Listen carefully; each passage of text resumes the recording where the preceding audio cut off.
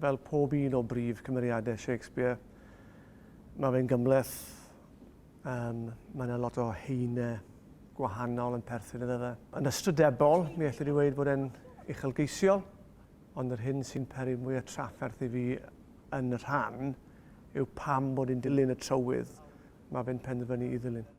Mae yn rhy hawdd i fel petai i greu rhyw esgus ynglyn â gweithredoedd Macbeth a dweud mai rhyw ddiafol oedd o, dio ddim fel ni.